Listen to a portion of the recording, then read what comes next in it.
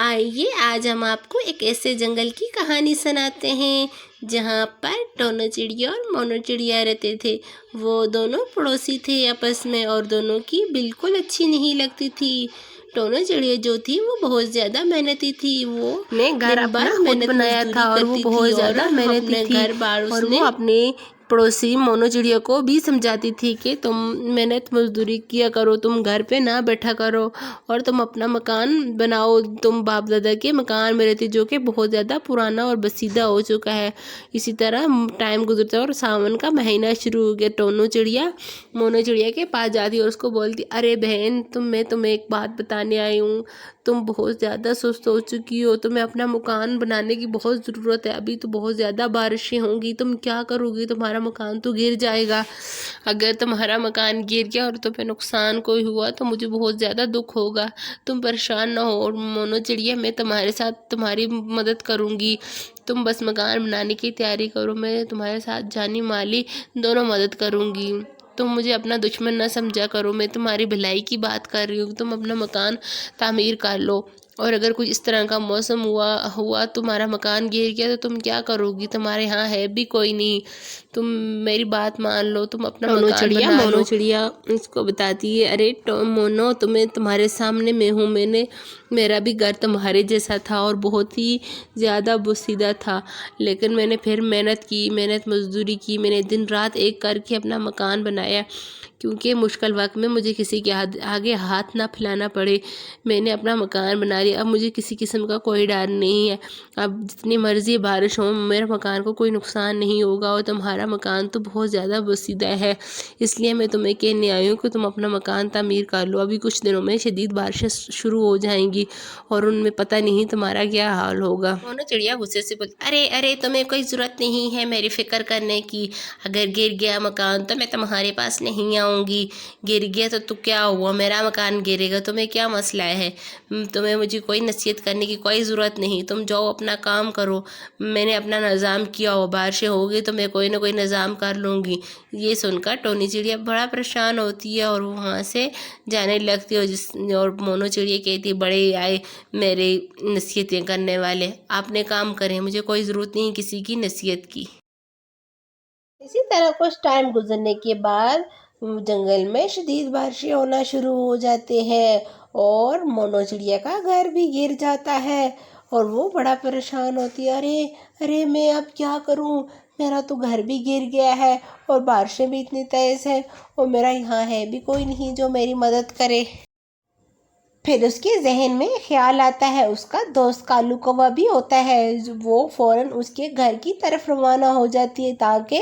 اس سے مدد حاصل کر سکے۔ وہ کالو کوے کے پاس جاتی ہے تو وہ دیکھ کے حیران رہ جاتی ہے، وہ بھی گھر کے باہر کھڑا ہوتا ہے کیونکہ اس کا گھر کا اندر پانی بہت زیادہ آ رہا تھا۔ وہ ٹونی چڑیا کو بتاتا ہے، ارے ٹونی بہن میں تو تمہارے پاس آنا چاہ رہا تھا کیونکہ میرا گھر تو پانی ہو چکا ہے، میرے پاس تو رہنے کی جگہ بھی نہیں ہے۔ ٹونی بولتی، ارے ہاں میرے پاس بھی جگہ نہیں ہے۔ کووا بولتا ہے، چلو ایسا کرتے ہیں ٹونی کے پاس چلتے ہیں، وہ بہت ہی اچھی ہے اور وہ ہمیں رہنے کی جگہ دے دے۔ وہ ٹونی کے گھر چلے جاتے ہیں اور ٹونی ان کو اپنے گھر بلا لیتی ہے۔ کالو کووا اس کو بولتا ہے، ارے ٹونی بہن تمہارا بہت زیادہ شکریہ، تم نے ہمیں رہنے کی جگہ دی کیونکہ ہمارے پاس تو گھر بھی نہیں تھے اور میری دوست کا گھر تو گر گیا اور میرا گھر بھی پانی ہو چکا ہے، وہاں تو رہنے کی جگہ بھی نہیں ہے، میں بہت زیادہ پریشان تھا، میرے ذہن میں تمہارا خیال آیا، مجھے پتا تھا کہ تم بہت اچھی ہو، میرا خیال رکھو گی۔ اور مونو چڑیا بھی ٹونی چڑیا کو ٹونی چڑیا سے بولتی ہے، ارے بہن میں بہت زیادہ شرمندہ ہوں، میں تم سے بات کرنے کے قابل بھی نہیں ہوں، تم نے میرا بہت زیادہ خیال رکھا، تم مجھے سمجھا بھی رہی تھی کہ تم اپنا مکان بنا لو، لیکن میں تمہاری کوئی بات نہیں سنی، تم بہت اچھی ہو، تم نے ہمیں آئے رہنے کی جگہ دے دی، میں تم سے معافی مانگتی ہوں اپنے رویے کی، میں آج کے بعد کسی کے ساتھ اس طرح کا رویہ نہیں رکھوں گی، اور میں جیسے ہی موسم ٹھیک ہوتا ہے میں اپنا گھر بناؤں گی، اور تاکہ تم بہت زیادہ اچھی ہو، تم ہم سب کی مدد کی، اور اتنے مشکل وقت میں کون کسی کی مدد کرتا ہے، مجھے سمجھ نہیں آتی میں تمہارا کیسے شکریہ ادا کروں۔ جس پر ٹونی چڑیا اس کو بولتی ہے، ارے بہن، کوئی شکریہ کی کوئی بات نہیں ہے، میرا فرض بنتا تھا کہ مشکل وقت میں اپنے بہن بھائیوں کی مدد کرنا۔ میں تمہیں اس لیے بول رہی تھی کہ تم مکان بنا لو اور تمہیں ہمارے اوپر کوئی مشکل وقت نہ آ سکے، کیونکہ مجھے بہت دکھ ہوتا کہ اگر میرا پڑوسی اس طرح کی حالت میں ہوتا، میں تمہارے ساتھ مدد کرنے کو بھی تیار تھی، لیکن تم نے میری بات نہیں مانی۔